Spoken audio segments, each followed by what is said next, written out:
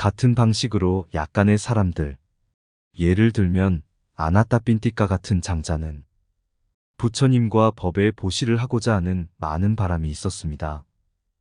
그는 보시만을 많이 하는 성향을 가지고 있었습니다. 그런 사람을 위해서 그분들이 행복을 누릴 수 있도록 하기 위해서 당신의 보시는 매우 훌륭하다라고 칭찬을 하셨습니다. 그래서 그런 법문도 있지만 매우 드뭅니다. 특별하게 어쩌다 이런 종류의 법문을 했고 주로 사성제만 강조해서 가르치셨습니다. 이런 이유로 부처님의 지혜의 기능은 매우 높고 강력했습니다. 그래서 여러분은 그런 부처님의 지혜의 기능뿐만 아니라 개청정, 심청정, 해청정에 집중해야 합니다. 그리고 나서 그 특성에만 집중을 해야 합니다. 그 특성에 집중하고 여러분이 그것에 대해서 암송하고 싶다면 아라항, 아라항 이런 식으로 되뇌이면 됩니다. 그러면 금방 매우 강력한 집중이 일어날 것입니다. 이 집중을 한두 시간 이상 유지할 수 있다면 그 뒤에 바왕가에서 5가지 선정의 요소를 확인할 수 있습니다. 여러분은 이 선정의 요소를 분명하게 볼 수 있습니다. 그러나 이 선정의 요소는 본산매의 선정 요소가 아니고 근접산매의 선정 요소입니다. 왜냐하면 부처님의 특성은 매우 깊습니다. 무엇이 부처님의 개청정인가요? 매우 어렵습니다. 예를 들면 부처님의 심청정은 통찰하기가 매우 어렵습니다. 대상이 매우 깊고 수승하고 통찰하기가 어렵기 때문에 삼매는 아나빠나 빠띠바가 니미따처럼 그렇게 높지가 않습니다. 빠띠바가 니미따는 여러분의 지혜의 눈으로 분명하게 볼 수 있습니다. 그것에 대해 이견이 없습니다. 얼굴을 맞대고 보는 것처럼 분명하게 볼 수 있으므로 여러분은 집중을 잘할 수 있습니다. 그 집중은 매우 높고 강력합니다. 그러나 부처님의 특성에 대해서 집중하는 것은 매우 깊고 심오합니다. 그래서 아나빠나 빠띠바가 니미따에 집중하는 것처럼 완전히 집중할 수가 없습니다. 이런 이유로 여러분은 근접 삼매까지 수행할 수 있습니다. 비록 근접 삼매 상태까지 여러분이 성취할 수 있을지라도 그 삼매도 더 높은 윗바사나 수행을 도와주는 원인이 됩니다. 옛날 마하테라 존자님들은 부처님에 대한 많은 신뢰를 가지고 있었고 부처님의 특성을 숙고하는데 매우 행복해했습니다. 그래서 그들은 붓다누사띠를 수행했습니다. 그리고 강한 빛이 출현했을 때 그들은 윗바사나 수행을 진행했습니다. 그들은 궁극의 물질을 식별했고 궁극의 정신을 식별했고 그들의 원인도 식별했습니다.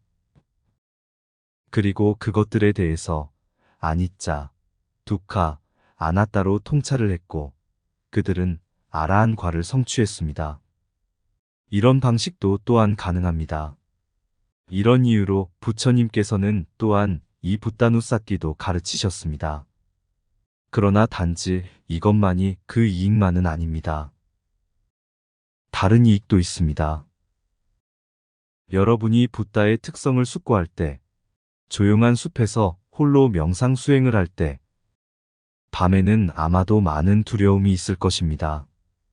그때 붓다누사띠를 수행하면 그 두려움은 사라질 것입니다. 이것이 하나의 이유입니다. 다른 이익은 붓다의 특성을 숙고하면 이 선한 법으로 인해 예를 들면 마라 같은 천신들이 여러분을 놀라게 하지 못할 것입니다. 부처님의 공덕의 특성을 기억하는 수행 때문에 여러분을 방해하지 못합니다. 그래서 이 수행은 위험에서 여러분을 보호할 수 있습니다. 윗바사나를 수행하기 전에 잠시 동안 붓다누사띠를 수행하도록 하십시오. 일반적으로 우리는 매일 5분 10분 정도 메따를 수행하도록 많은 수행자들에게 추천합니다. 그리고 또한 매일 5분, 10분 정도씩 붓다누사띠를 수행하도록 합니다. 왜냐하면 이것은 여러분에게 많은 행복을 가져다 주기 때문입니다. 이것이 하나의 이유입니다. 다른 이유는 이 붓다누사띠와 메따 수행은 명상을 보호해주는 수행이 될 수 있기 때문입니다. 그래서 명상을 하는 동안 여러분에게 많은 장애가 없을 것입니다. 이런 이유로 4가지 보호 명상이라고 부릅니다. 이와 같이 붓다누사띠를 하고 나서 다른 특성으로 전환해도 됩니다. 예를 들면 삼막삼붓다. 무엇이 삼막삼붓다일까요? 스스로 바르게 깨달으신 분입니다. 스스로 바르게 깨달으신의 뜻은 부처님께서는 스승 없이 사성제를 통찰한 것을 의미합니다. 그러나 어떤 사람은 다음과 같이 말할 것입니다. 부처님께서 세상을 버리고 출가했을 때 첫 번째로 알라라라는 스승을 만났습니다. 그의 지도하에 칠선정인 무소유처정을 수행했습니다. 이 사람이 바로 부처님의 스승입니다. 그의 지도하에 배웠습니다. 다시 부처님께서는 우따가의 지도하에 팔선정을 배웠습니다. 그래서 그들은 스승입니다. 부처님은 스승이 있었습니다. 이런 식으로 어떤 사람들은 주장을 합니다. 그러나 이것은 오직 선정 수행에 관한 것이지 사성제에 관한 것이 아닙니다. 부처님께서는 과거의 바라밀의 힘으로 사성제를 스승 없이 스스로 꿰뚫어 알았습니다. 우리가 디팡가라 부처님 때부터 까사빠 부처님 때까지의 부처님의 과거 바라밀을 볼 때 부처님께서는 비쿠로서 9번의 생활을 영위하셨습니다. 그 9번 비쿠의 삶 동안 부처님은 항상 사마타 윗바사나를 수행했습니다. 그는 또한 부처님의 가르침인 3장을 완전히 암기했습니다. 이것이 부처님의 바라밀입니다.